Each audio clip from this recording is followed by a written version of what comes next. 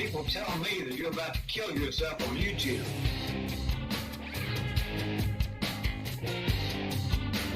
As you can see, I am safe and well. I have no intention of hurting or killing myself.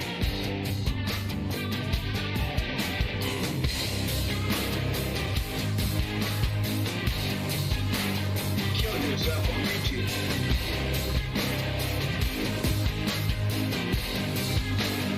I'm not going to kill myself.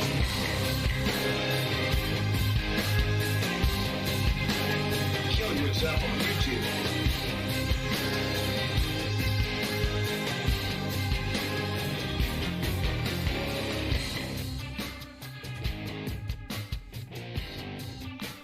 What's up, guys? Welcome to Yakov's Food Reviews.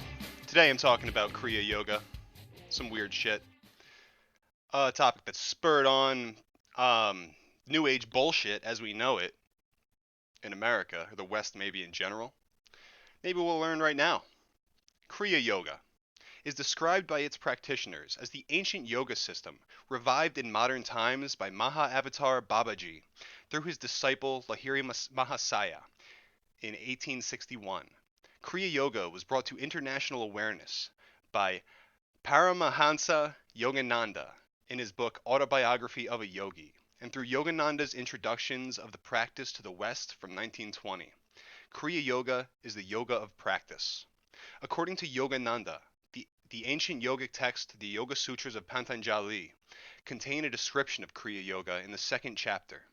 Liberation can be attained by the pranayama, which is accomplished by disjoining the course of inspiration and expiration. The Kriya Yoga system consists of a number of levels of pranayama, mantra, and mudra, based on techniques intended to rapidly accelerate spiritual development and engender a profound state of tranquility and God communication. Yogananda attributes his description of Kriya Yoga to his lineage of gurus, Sri Yukteswar Giri, Lahiri Mahasaya, and Maha-Avatar Babaji. The latter is reported to have introduced the concept in essentially identical ways to the Raja Yoga of Patanjali and the concept of yoga as described in the Bhagavad Gita. So yeah, when I'm reading these Indian names, I get all screwed up, and I sound like a moron. But that's okay, they're the morons, right? No, I appreciate this stuff. I appreciate their literature. I've read most of the books referenced here. This is an image of Maha-Avatar Babaji. Quite a handsome young man, in the lotus position. Eyes transfixed towards the forehead, in the method of meditation prescribed in the Bhagavad Gita. Practice. Kriya Yoga, as taught by Lahiri Mahasaya, is traditionally exclusively learned via the guru-disciple relationship, and the initiation consists of a secret ceremony. He recounted that after his initiation into Kriya Yoga, Babaji instructed me in the ancient rigid rules which govern the transmission of the yogic art from guru to disciple. As Yogananda describes Kriya Yoga, the Kriya Yogi mentally directs his life energy to revolve upward and downward around the 6 spinal centers. Oh, here we go.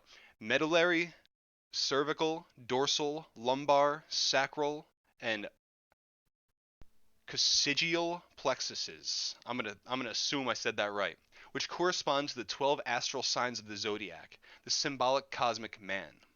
1/2 minute of revolution of energy around the sensitive spinal cord of man affects subtle progress in his evolution. That 1/2 minute of Kriya equals 1 year of natural spiritual unfoldment.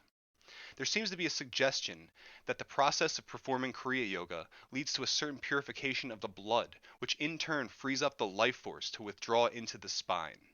Kriya Yoga is a simple psychophysiological method by which the human blood is decarbonized and recharged with oxygen. The atoms of this extra oxygen are transmuted into life current to rejuvenate the brain and spinal centers. By stopping the accumulation of venous blood, the yogi is able to lessen or prevent the decay of tissues. The advanced yogi transmutes his cells into pure energy. Elijah, Jesus, Kabir, and other prophets were past masters in the use of Kriya or similar technique, by which they caused their bodies to materialize and dematerialize at will. In Kriya quotes from the Swami Satyananda, it is written, Kriya sadhana may be thought of as the sadhana of the practice of being in Atman. So all this talk of spinal energy very much reminds me of Kundalini. So that's cool. And that stuff's almost believable. It's when they get to the stuff of materializing and dematerializing at will. Like I'll even buy like, okay, you're stopping your blood from flowing, thereby halting the aging process. I can almost understand that. So we get to the materialization and dematerialization of matter at will. God, prove it, man. Prove it, Lahiri. Sitting right there, all fat and happy. I just want to believe. Here we see Krishna instructing Arjuna. History.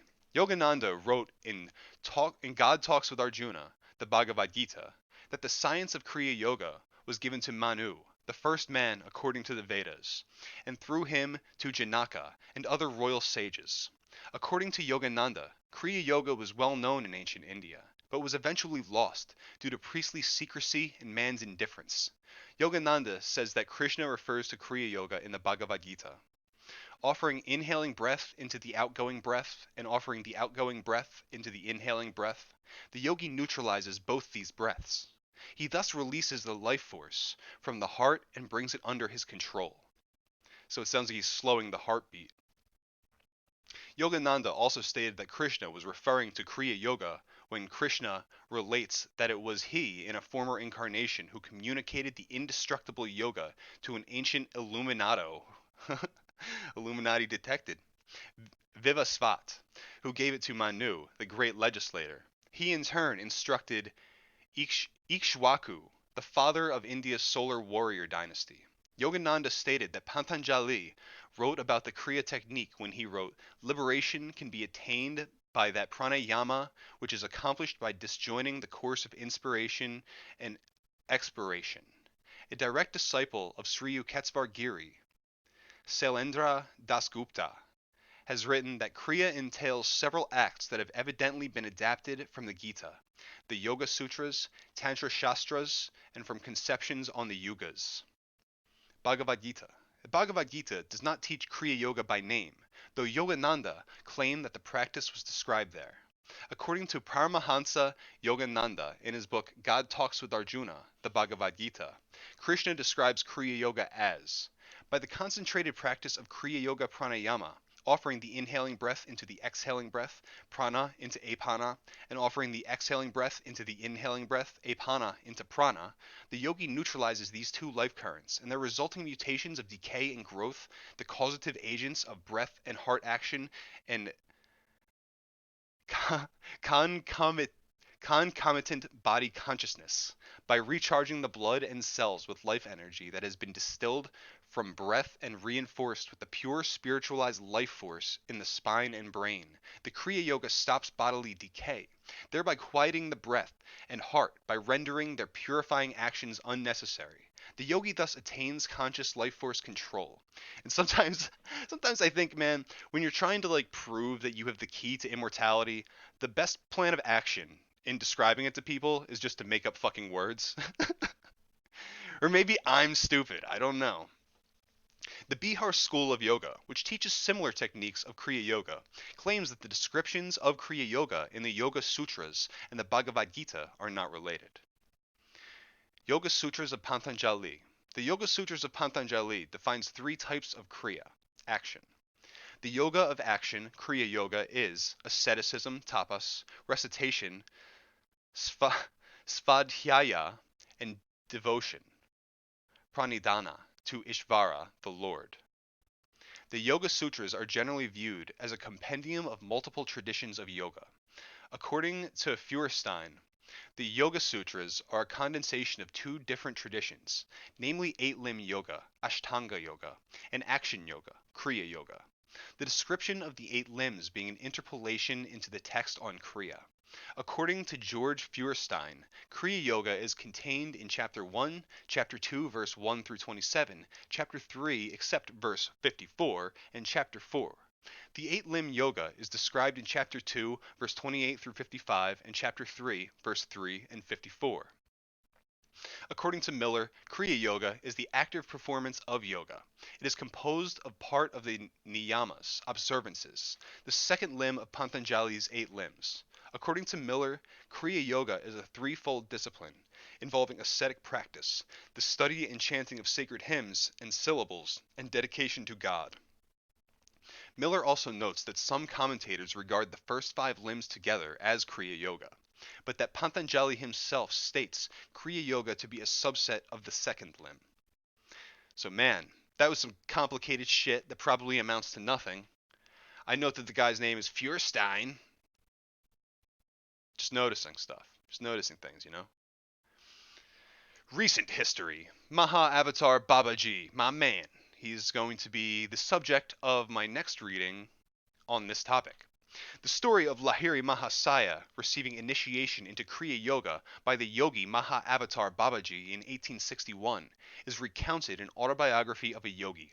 Yogananda wrote that at that meeting, Maha Avatar Babaji told Lahiri Mahasaya, "The Kriya Yoga that I am giving to the world through you in this 19th century is a revival of the same science that Krishna gave millenniums ago to Arjuna, and was later known to Patanjali and Christ and to St. John, St. Paul, and other disciples." Yogananda also wrote that Babaji and Christ were in continual communion together, have planned the spiritual technique of salvation for this age. Through Lahiri Mahasaya, Kriya Yoga soon spread throughout India. Yogananda, a disciple of Sri Yukteswar Giri, who was himself a disciple of Lahiri Mahasaya, then brought Kriya Yoga to the United States and Europe during the 20th century.